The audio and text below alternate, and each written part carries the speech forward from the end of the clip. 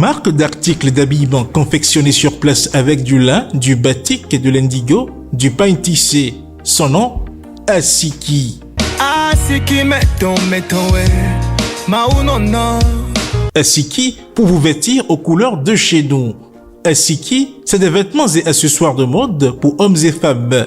Visitez notre showroom situé à Bégamin, à 200 mètres du carrefour Kossi en venant de l'ENEAM, ex-INE. Contact plus 229 91 24 26 26 plus 229 95 94 22 51. Asiki, révélateur d'identité.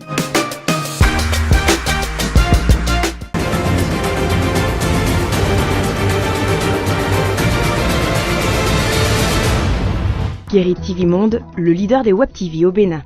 Mesdames, Messieurs, bonsoir et merci de suivre cette édition du soir sur Guéry TV Monde. Voici les titres. Intervention du porte-parole du gouvernement béninois, Wilfried Léon Mbedji, sur Radio France Internationale. Plusieurs sujets d'actualité ont été abordés par l'invité Afrique de Pierre Firtian. Un extrait de son entretien est à suivre dans ce journal. Votre partenaire souffre d'une maladie incurable et qu'il devra traîner pour le restant de sa vie. Êtes-vous en mesure de continuer à vivre dans cette relation? La question est au cœur de la rubrique Fête Société de ce journal. Jeux de la francophonie 2023, les Amazones basketteuses entrent en compétition ce jeudi. C'était là les titres, le développement, le voici. Mesdames, Messieurs, à nouveau bonsoir. Le Conseil des ministres n'a pas eu lieu ce mercredi 25 octobre 2023 et au lieu de la traditionnelle conférence de presse du porte-parole du gouvernement avec les professionnels des médias, il a été reçu comme invité Afrique de Radio France Internationale. Ce jeudi 26 octobre 2023, entre autres sujets abordés, il s'est prononcé sur les cas Joël Aïvo et Rekia Madougou avant de donner son avis sur l'état de la démocratie béninoise sous le régime du président Patrice Talon. Suivez un extrait donc de son intervention.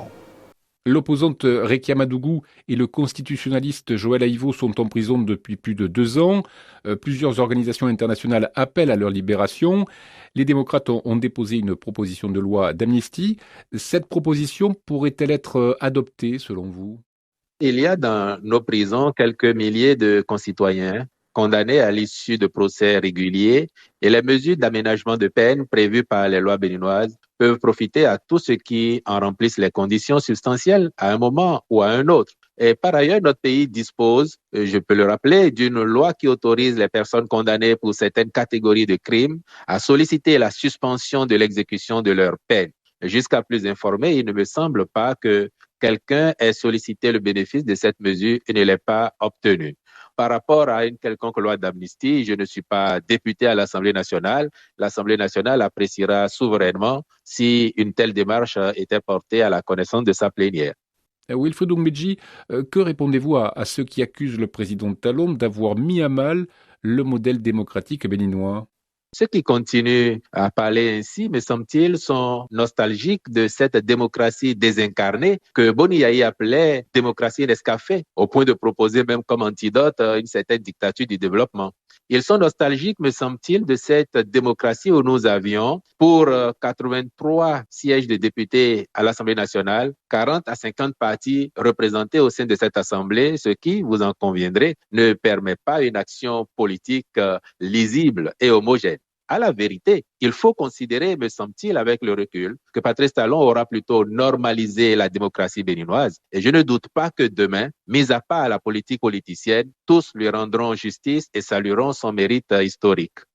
Une nouvelle en bref à présent. Démission ce jour de la secrétaire exécutive de la commune de Tukutuna.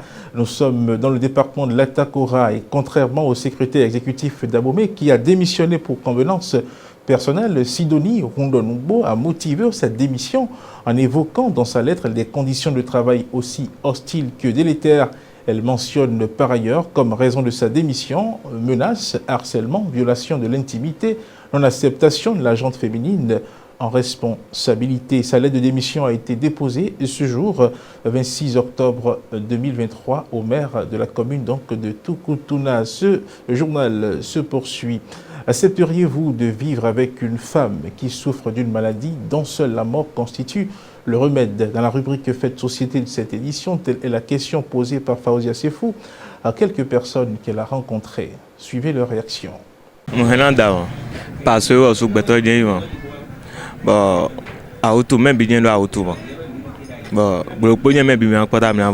Je peux bien me marier avec une femme qui a une maladie incurable. C'est un être humain et tous autant que nous sommes des malades ambulants. Je ne pourrai jamais l'abandonner dans cette situation. Et nous savons qu'on soit malade ou pas, un jour, nous allons tous mourir. Alors, ceux qui sont malades ne sont pas des êtres à mettre à part.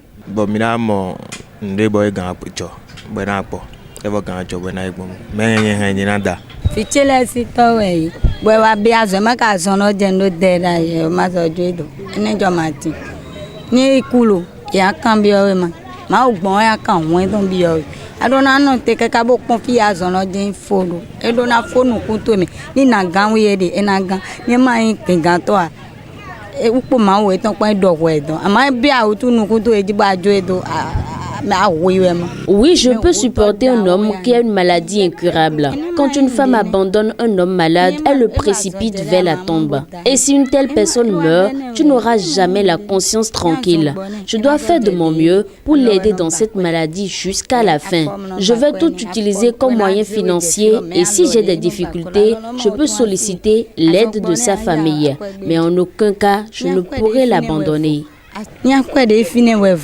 Aso do moment to le boy bi alogo abia kan be ro me ton le be de kal mi si bo mi azan ini la da kwa mo jazon ba jedo e ma den mi o da mi le pe ko ndo reconnaître azon le to mi le go voilà que azon le magado remède ni essentiel de na ba ero gain tout blanc est-ce que azon lo tan na mo si gan ba yi o le mo si gan ba yi bo ina inwene si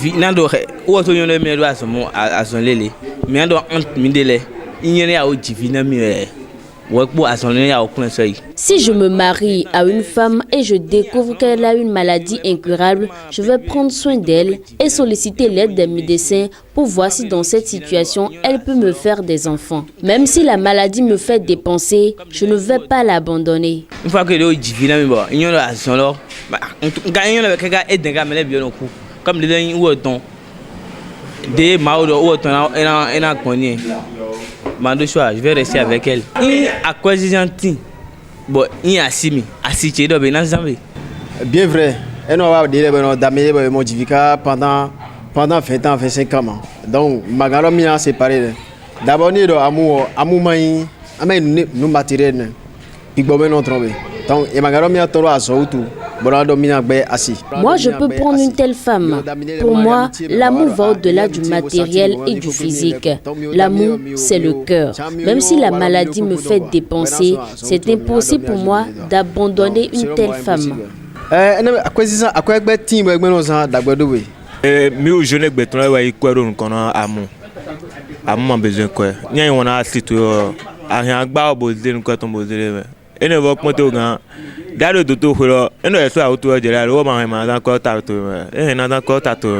Même si cette maladie me crée des dépenses, je ne pourrai pas l'abandonner. Si c'était ma soeur ou ma mère, je dois dépenser également.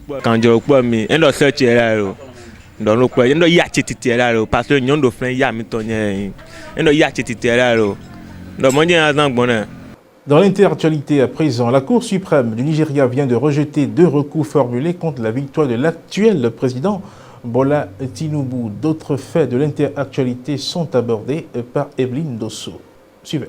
La Cour suprême du Nigeria valide l'élection du président Bola Ahmed Tinubu. Elle a rejeté ce jeudi les appels des 2 candidats de l'opposition qui contestaient l'élection de Bola Ahmed Tinubu à la présidentielle de février, mettant fin au contentieux qui dure depuis 8 mois. Après examen, un panel de 7 juges de la Cour a rejeté le recours du candidat Atiku Abubakar et celui de Peter Obi arrivé en 3e position. La haute juridiction a également validé le jugement d'une cour d'appel à Abuja qui, le 6 septembre 2023, avait confirmé l'élection de Bola Ahmed Tinubu en tant que président dûment élu de la République fédérale du Nigeria, a déclaré le juge justice John Iyang Okoro à l'énoncé de la décision concernant le recours de Abubakar. Ces jugements mettent fin à un contentieux électoral qui durait depuis 8 mois suite au scrutin contesté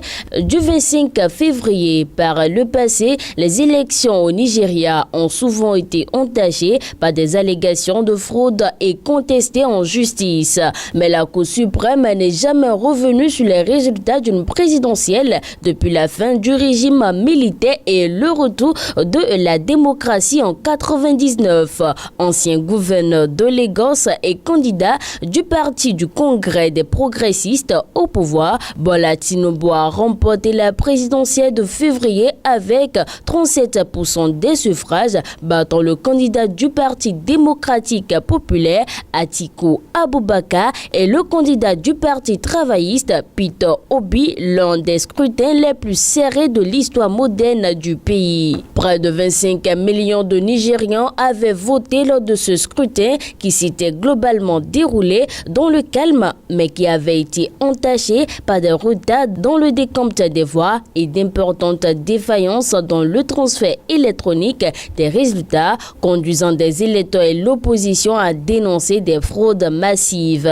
Après l'élection, la commission électorale avait reconnu l'existence de problèmes dans le processus de vote, mais estimé qu'elle avait été libre et équitable. Bola Ahmed Tinubu a pris ses fonctions en mai et a rapidement engagé des réformes qui permettront, selon son gouvernement, de soutenir la croissance de la plus grande économie d'Afrique et attirer davantage d'investissements étrangers.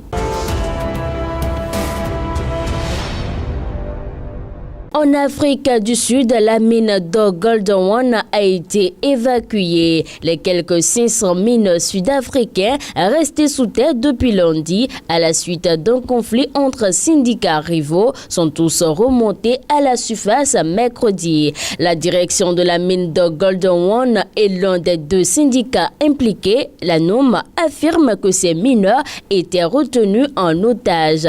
Onfo Fakedi, secrétaire général adjoint de la National Union of Mine Workers, a déclaré « Nous sommes très heureux. Nous avions annoncé qu'il s'agissait d'une prise d'otage et tout le monde refusait de nous croire. Les développements d'aujourd'hui ont prouvé au monde entier que la NUM avait raison de dénoncer cette prise d'otage. » La MCU, syndicat rival de la NUM, affirme qu'une majorité écrasante de mineurs ont signé pour adhérer à son syndicat, mais que la direction de la mine d'or Golden One leur refuse une représentation officielle, ce qui a déclenché un mouvement social. Le secrétaire régional de l'MCU explique que ces travailleurs revendiquent leur appartenance à l'MCU et ne veulent pas ou ne veulent plus adhérer à la NUM. Il ajoute, la direction de la mine ainsi que la NUM refusent par tous les moyens d'accorder à l'MCU une reconnaissance au sein de l'entreprise. Même si la majorité des mineurs étaient mobilisés dans ce sit-in, une centaine d'ouvriers de cette mine située dans la banlieue de Johannesburg avaient déclaré avoir été retenus contre leur gré sous terre. Une enquête va être ouverte pour agression et enlèvement.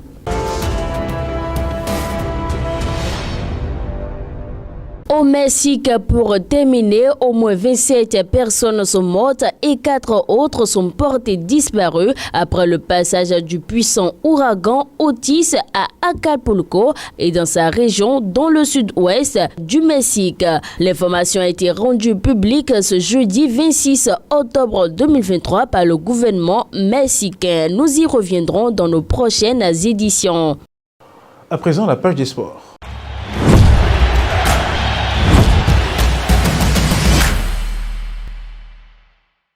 Dans l'actualité sportive de ce jour, il est question du championnat national de judo 2023, des Jeux de la francophonie et du football. féminin. Latifat Kowenou nous en livre le contenu. Les Amazones olympiques du Bénin ont intensifié le préparatif pour le match aller contre le Ghana qui fait partie du deuxième tour qualificatif pour le tournoi olympique de Paris 2024. L'entraînement de ce mercredi 25 octobre 2023 qui s'est tenu au stade général Mathieu Kérékou de Cotonou a été marqué par une concentration extrême et un dévouement à la préparation. Sous la direction de l'entraîneur Immaculé Agbakou et son staff, les joueuses ont travaillé avec acharnement pour être au meilleur de leur forme pour le match crucial contre le Ghana. L'équipe a montré une grande détermination à réussir dans cette compétition. L'entraînement a été presque complet à l'exception des Clermontoises Léa Fachinan et Noélie Abamon qui devraient rejoindre l'équipe sous peu. La présence de ces deux joueuses renforcera l'effectif déjà talentueux des Amazones olympiques. Le match contre le Ghana, prévu pour le vendredi 27 octobre 2023, représente un défi de taille pour les Amazones olympiques. Les supporters attendent avec impatience de voir leur équipe nationale briller sur la scène internationale et se qualifier pour le prestigieux tournoi olympique de Paris 2024. Nous parlons à présent des Guépards du Bénin. Les éliminatoires de la Coupe du Monde 2026 sont sur le point de débuter en novembre 2023. La première journée de ces éliminatoires verra les Bafana Bafana de l'Afrique du Sud accueillir les Guépards du Bénin. Cette confrontation promet d'être intense car les deux équipes veulent bien lancer la campagne de qualification à la Coupe du Monde 2026. Le match se jouera à Durban au stade Moses Mabida le 18 novembre prochain à 15h00. Pour finir, le lancement officiel des 9e Jeux de la francophonie est imminent. Ce jeudi 27 juillet 2023, les Amazones basketteuses du Bénin vont faire leur grand début en République démocratique du Congo. Elles ouvriront le bal face aux redoutables Lions du Sénégal. Le coup d'envoi de cette rencontre palpitante sera donné à 19h à l'Université d'Uniquin à Kinshasa. Logé dans la poule B en compagnie du Sénégal, de la République du Congo et d'Haïti, le Bénin a pour ambition de faire mieux qu'en 2017 lors des derniers Jeux de la francophonie à Abidjan. À l'époque, notre pays avait été défié par la France et le Mali, mais avait réussi à s'imposer face au Luxembourg. À Kinshasa, les Amazones ont pour objectif de franchir le premier tour avec succès et d'affirmer leur présence parmi les meilleures équipes du tournoi. Et bien voilà, c'est la fin de ce journal. Merci de l'avoir suivi et que la chance accompagne vos efforts. Bonsoir chez vous.